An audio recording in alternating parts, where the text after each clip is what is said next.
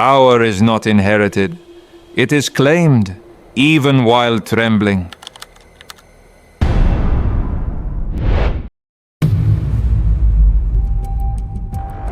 There is a fear that doesn't scream, but it rules you. What if what's holding you back isn't that you can't, but that you're afraid to truly want it? It's not that you don't know what you desire. It's that you're terrified to desire it without protection. Most people aren't chained by metal. They're chained by thoughts. What if I fail? What if they judge me? What if I lose control? That fear doesn't shout. It whispers. It disguises itself as prudence, as maturity, as realism. I've seen it too many times. Someone with talent, with ideas, with hunger, and still, they ask for permission to exist. They apologize for wanting. They justify not fitting in. When I told Machiavelli, he didn't laugh. He just whispered, "Power doesn't wait for you to be ready. Power belongs to those who dare, even while trembling." And then I understood. You don't lack strength. You're carrying too many brakes. And you... Will you keep asking for permission to exist?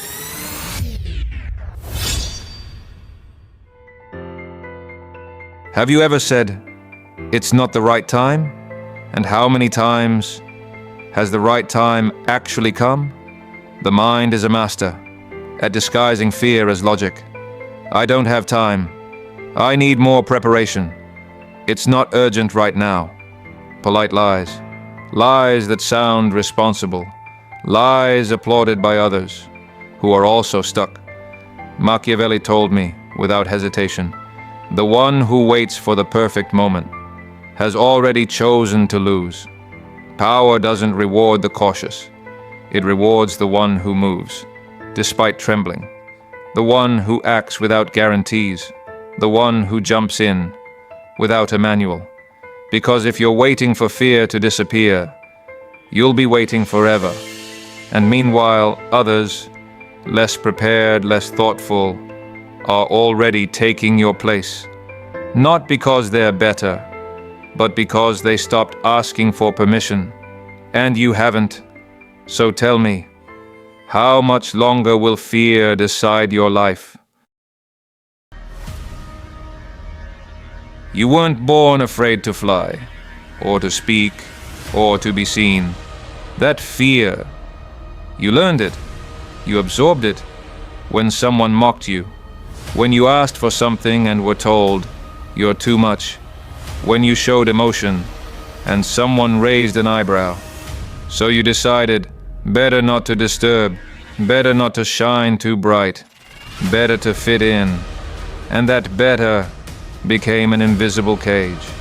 Machiavelli once told me, it's not the chains of the enemy that paralyze you, it's the ones you don't even see.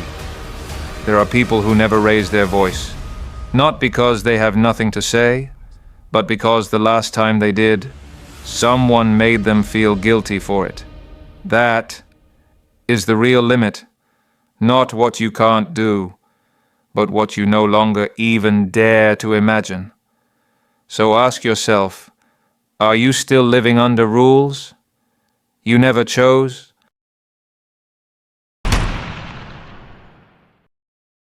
There's an idea. The weak cannot stand. That fear never leaves.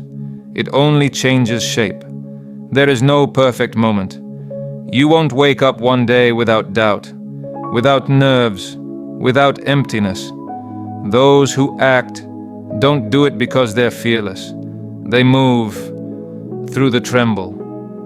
When I asked Machiavelli what the secret to power was, he didn't talk about strength or intelligence.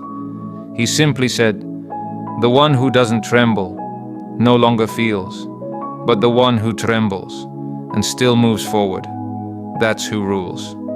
And then I understood. It's not about killing fear. It's about refusing to obey it. Because every time you do, every time you go silent, even when you say nothing, you're signing a contract with your smallest version. And that contract has a cost. It steals your chances, your relationships, your path, your respect. You know what the real danger is? Getting used to it. Used to staying still. Used to being quiet. Used to settling and convincing yourself. That's maturity. But the strategy of the brave isn't to be hard. It's to be present. To say, I'm here, even if you're not ready for me.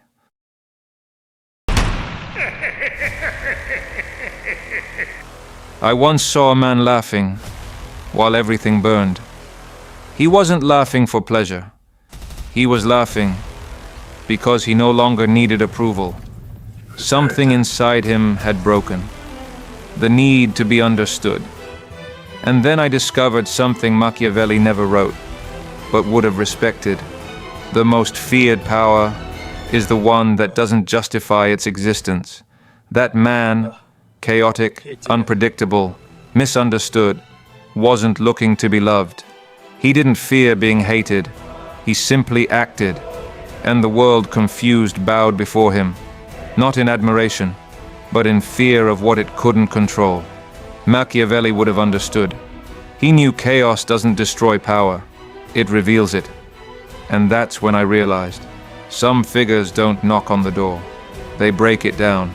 Not out of cruelty, but because they know. No one hands over the throne to the one who knocks politely. The Joker has no detailed plans. He has something more dangerous. The decision to never ask for permission again.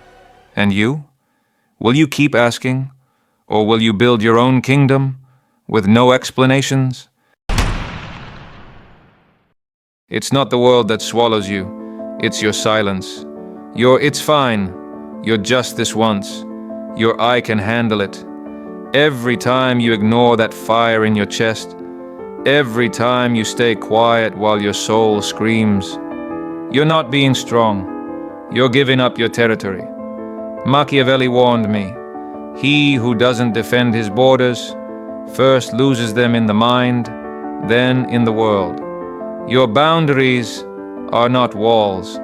They are the architecture of your self-respect. That's where your empire begins. Not where you command others, but where you say no without shaking and yes without betrayal. Your time, your energy, your peace, they are not free. And if you don't set their price, someone will take them for nothing. Not everything you lose is a loss. Not everything you leave behind helped you grow. Some goodbyes don't break you. They rebuild you. Because real power isn't always about holding on. Sometimes it's knowing when to leave. Machiavelli once said, "The prince who doesn't know how to retreat ends up surrounded by enemies disguised as allies." How many times have you stayed in places that no longer deserved you? How many times have you invested in those who only knew how to take from you? The fear of disappointing, the fear of seeming weak, has kept you where you should have walked away. But not today. Today you learn. Leaving is not giving up. It's protecting your energy, respecting your story, writing your empire with steady steps, not invisible chains. Sometimes silence speaks louder than explanation, and those who didn't understand your absence never deserved your presence. Not always does the one who pushes harder win. Sometimes the one who knows when to let go does. Leaving is not surrendering. It's declaring that your energy is not for sale. It's understanding that not everyone deserves your light, and that burning yourself out for fear of seeming selfish is the slowest way to disappear. Machiavelli said it clearly. He who doesn't protect his territory ends up serving the one who does. And what if that territory is you?